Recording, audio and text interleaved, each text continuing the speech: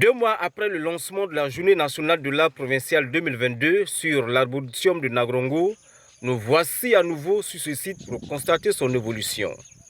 Ici, tout a été mis en œuvre pour respecter les conditions du site GENA édictées par les textes en la matière par le ministère en charge de l'Environnement. Ce site de 15 hectares a été entièrement clôturé avec à son sein un forage à motricité solaire. Une société coopérative a été mise en place pour assurer l'entretien des plants. Au bout de la campagne de reforestation, 7000 plants ont été mis en terre par le promoteur en collaboration avec SPAN. Vous savez qu'avec l'instauration de la Journée nationale de l'arbre, il y a des critères de plantation d'arbres qui ont été édictés. Donc parmi les critères là, il faut assurer l'entretien après la plantation. Donc dès la mise en place, identifier cet espace comme étant un site pour la Journée nationale de l'arbre provincial, nous avons tenu à mettre en place une société coopérative. Et c'est cette société coopérative-là, en même temps qu'elle produit en culture maraîchère, elle assure l'entretien des espèces locales couvertes de PFNL qu'on a mis en terre en août dernier dans le cadre de la Journée nationale de l'arbre. Cet arboretum a été aménagé pour que ses gestionnaires tirent des revenus pour leurs familles respectives. Ainsi, ces membres de la société coopérative Nongtab Lavim s'inscrivent dans la dynamique à travers la production de plusieurs variétés de légumes. Ce que nous faisons ici, nous on travaille, on arrose les plantes, papayer, bananes, et puis ainsi de suite. Et puis ensuite nous, les aubergines, et puis l'oseille, on sème ça ici pour ajouter les bananes et papayers pour arroser en même temps. Dans l'arboretum du guérisseur Seydou Bikenga, 60 pieds de sous-office greffés ont été plantés. Plus de 400 plants fruitiers plantés sous forme d'agroforesterie ont été mis sur l'espace de production maraîchère. 2000 m² de jardins nutritifs à base de moringa, 3000 m² environ d'espace piscicole, 35 ruches de production apicole et environ 12 hectares réservés pour le fourrage et les produits forestiers non ligneux. En tout cas, l'espace de 15 hectares a été compartimenté et puis chaque compartiment correspond à une activité lucrative. Donc là où elles sont en train d'aménager leur espace pour la production maraîchère. C'est un espace de production maraîchère combiné avec des arbres fruitiers, surtout les agrumes, et notamment les tangelos, les citronniers, goyaviers, bananiers. Donc si vous retournez, vous allez voir que l'espace on a planté tous ces espaces-là, c'est leur espace de production maraîchère. Donc si on veut globaliser, on peut dire que c'est un espace agroforestier.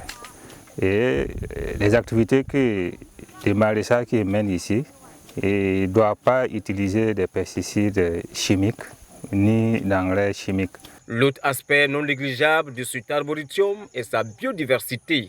On y trouve ainsi plusieurs espèces végétales et animales. La mission est claire pour le propriétaire des lieux.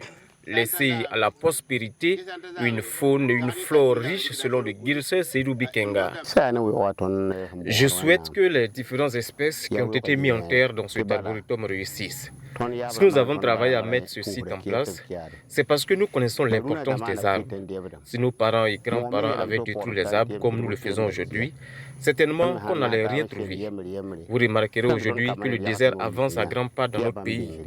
Donc ce site est pour nous une manière de contribuer à lutter contre la désertification. Il faut alors entretenir les arbres car chacun d'eux a ses vertus. Si nous le faisons ainsi, nos enfants et petits-enfants aussi viendront certainement trouver qu'on leur a laissé quelque chose d'utile. Sur ce site de 15 hectares, en plus d'assurer l'entretien des plants, ces femmes, avec l'appui technique du directeur provincial de l'environnement de l'Obritenga, font du maraîchage.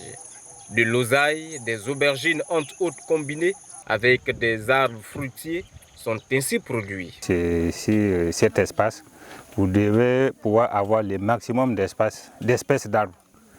Donc il y a des espèces forestières locales, il y a des espèces forestières exotiques. Et si vous arrivez ici, vous allez voir des amenets appelle ça Acacia macrocystia en non scientifique. Donc il y a des Jamanais, il y a les Kerala, je dis ça en moré pour que les gens puissent comprendre. Donc il y a plein d'espèces ici, locales pourvoyeurs de produits forestiers non liés. Cette activité permet également à certains déplacés internes de la localité de s'intégrer facilement à la population et mener des activités pour subvenir à leurs besoins. C'est le cas de Balgissa Soromé, une des 5 déplacés internes venus d'Arbinda, membre de la société coopérative. Depuis que j'ai intégré la coopérative, j'ai confiance que ma vie va s'améliorer. Nous sommes en train de mettre un jardin maraîcher en place dans cet arboretum et nous produirons plusieurs variétés de légumes. Cette activité nous permettra de subvenir à nos petits besoins. Dans ce jardin maraîcher, nous produirons entre autres des aubergines et de l'oseille. Dans cet esprit de pluralité, à côté de la production végétale et le jardin nutritif sur le site arboretum, de l'apiculture est pratiquée. La pisciculture est également dans le viseur. Et c'est cet espace aménagé qui servira à la réalisation de 4 étangs de pisciculture. Chaque bassin, ça fait 200 mètres carrés. Et si on fait les calculs, on se retrouve avec 2000 kilos par bassin. Donc vous voyez, ça fait en gros 2 tonnes par bassin. Donc ce qui veut dire que chaque mois, si les gens reviennent là, après, au bout de 5 mois, chaque mois, si on revient, on peut faire sortir 2 tonnes de tilapia. Depuis le 10 août, l'arboretum reçoit régulièrement des visites. Et ce 20 octobre, par coïncidence, 3 visiteurs de marque, dont le fondateur du lycée technique agricole 3AE de Lumbila, le directeur exécutif de l'association Tipalga et le directeur général des ressources animales et halieutiques. Après s'être imprégné des réalisations déjà faites et celles en cours sur le site, les visiteurs du jour ont tenu à apprécier la qualité de l'aménagement de l'espace avec une intégration parfaite de l'agro-silvopastoralisme et halieutique dans un esprit écologique. C'est un projet assez impressionnant parce que c'est encadré par le service de la direction provinciale de l'environnement. Et il y a des acteurs quand même comme la SCOP des femmes, la Société coopérative des femmes. Et nous avons quand même pas mal d'idées, notamment la pisciculture, le jardin maraîcher, la culture du moringa, et puis l'expérimentation des demi-lunes, etc. C'est vraiment quelque chose d'assez inspirant pour nous. Et parce qu'en relation avec le lycée agricole, nos élèves peuvent venir prendre des connaissances effectivement ici sur place. Et nous avons vu tout à l'heure aussi la production par exemple des pesticides, des biopesticides, des biofertilisants. Et donc nous pensons que nous pouvons effectivement nous en inspirer pour la formation de nos jeunes. Vraiment, ce que j'ai vu à l'intérieur vraiment présage du bon. On voit des femmes qui sont très engagées et il y a beaucoup d'arbres à l'intérieur et les méthodes de récupération des terres dégradées et d'accompagnement même des arbres qui sont fruitiers ou locaux et sont très bien suivis. Le principe de Tipalga en matière de reboisement, c'est faire toujours des plantations dans des sites protégés. Et là, comme vous voyez, ce site de 15 hectares est déjà protégé. De ce fait-là, cette année, pendant la campagne de reforestation, on a dû les appuyer avec des plantes, surtout des acacias, pour aider à consolider la clôture. On a été vraiment émerveillés de voir que dans cette intégration, l'eau est vraiment rationalisée. Elle est très rationalisée. On va utiliser l'eau pour produire effectivement du poisson. Et à partir de là, cette eau va servir vraiment à pouvoir alimenter l'horticulture, l'arboriculture, etc. Donc pour nous, vraiment, il n'y avait pas en tout cas meilleure intégration plus que ça.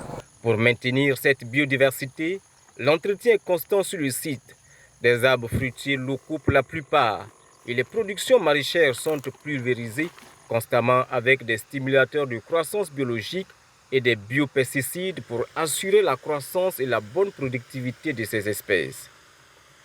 L'une des difficultés majeures de cet arboretum, c'est la quantité d'eau insuffisante pour accompagner la bonne exécution des activités sur ce site.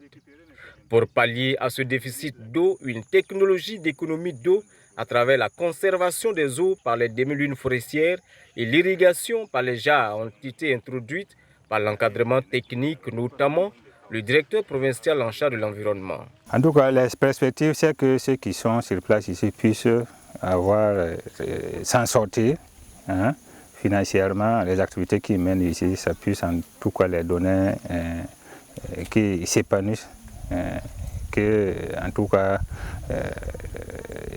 c'est d'abord pour la biodiversité, parce qu'on a dit que arboretum, mais comme il faut entretenir l'espace, on a associé d'autres activités pour que ceux-là qui entretiennent l'espace-là puissent avoir